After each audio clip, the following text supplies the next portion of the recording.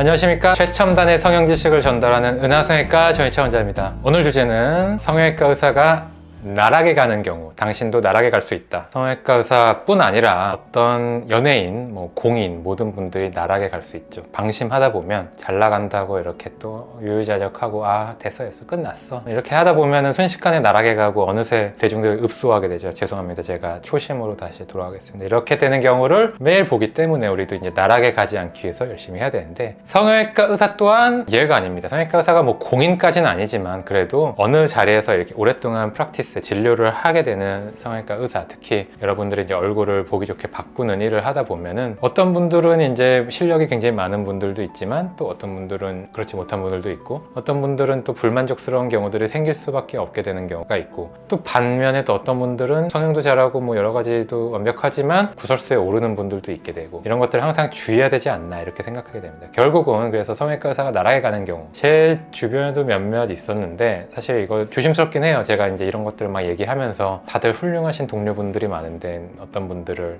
이제 막 비난하는 것 자체가 들보는 보지 못하면서 남의 눈에 티끌만 본다, 그런 속담이 있죠. 굉장히 조심스럽긴 하지만 제 자신도 이제 다시 되돌아보고 항상 이제 사랑받을 수 있는 사람이 되기 위해서 이런 걸 또 영상을 찍어 봅니다. 그래서 가장 흔한 경우는 이제 윤리적으로 좀 문제가 되는 경우, 의사로서 비윤리적인 유혹에 굉장히 빠지기가 쉬운 게 다른 과 의사들보다도 성형외과 의사인 경우에 그렇기가 굉장히 쉽습니다. 왜냐하면은 어떻게 보면은 사회에 꼭 필요하지 않은 일을 하는 거일 수도 있잖아요. 이 수술은 꼭 하지 않아도 되는 수술일 수도 있고, 물론 좀 아름답게 만들어주는 일은 굉장히 중요한 일이기도 하지만 꼭 안 해도 되는 거고, 쌍꺼풀 수술이라는 것도 재수술이라는 거는 이제 반면 좀 다르긴 해요. 망가지거나 조금 굉장히 이대로 다니기 힘든 경우들도 많기 때문에 그런 분들을 도와주는 개념도 있지만 단순히 약간 업그레이드가 되기 위해서 재수술을 하는 경우도 많기 때문에, 어쨌든 성형외과 의사로서 병원을 운영하다 보면은 어떤 분들은 또 굉장히 불필요한 수술을 권하게 되는 유혹에도 많이 빠지게 되고, 순간순간 상담에서 이런 갈림길이 굉장히 많이 보여요. 이거는 분명히 수술을 하지 말아야 된다고 얘기를 해야 되고, 이분은 이미 막 지불을 할 준비가 다 돼 있어요. 막 이 수술을 해달라고 이미 왔어요. 근데 절대 안 되는 경우들도 있어요. 그래서 이러면은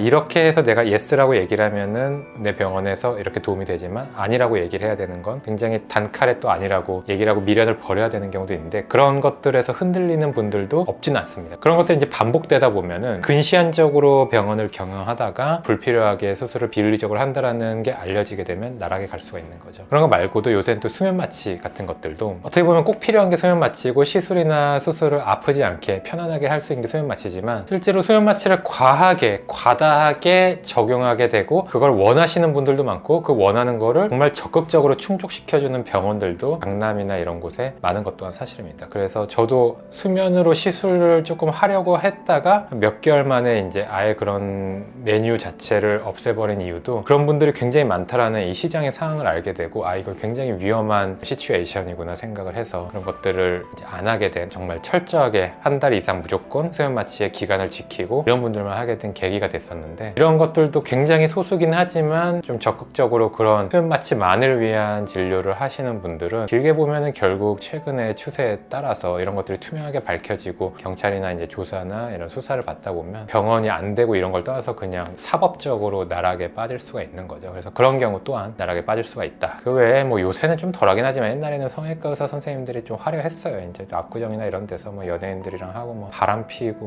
도박하고 이런 경우도 많아서 제가 이제 얘기를 하면 너무 또 훌륭하신 선배님들이 물론 대부분이지만 그러다가 또 나락 가신 경우도 많이 있고, 최근에 또 이제 유튜브를 하다가 불필요하게 발언이 새서 예를 들어서 정치적인 발언을 좀 한다든지, 아니면 남녀 차별적인 이런 거 다 어디서나 이제 힘들잖아요.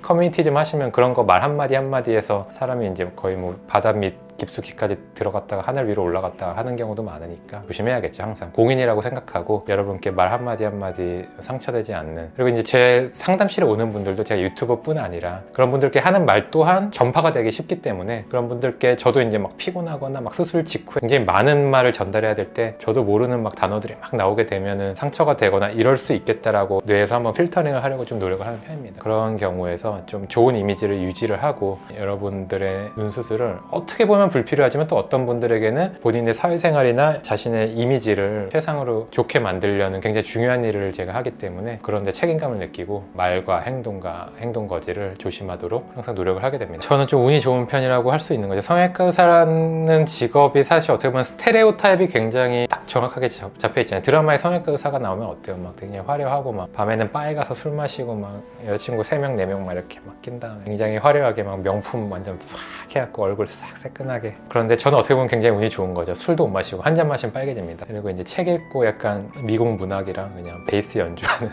들리지도 않아요. 베이스 소리 들리지도 않고 그런 게 제 취미다 보니까 그런 유혹과 나락에 빠질 수 있는 리스크에서 제 자신이 조금 벗어날 수 있는 그런 운이 좋은 사람이라고 할 수가 있겠죠. 굉장히 경기가 안 좋고 어려운 요즘이지만 모든 분들 그렇게 매사에 감사하며 저 또한 굉장히 복을 많이 받은 사람이라 생각하고 그렇게 살 수 있으면 좋겠습니다. 지금까지 은하성형외과 정혜차 원장이었습니다. 감사합니다.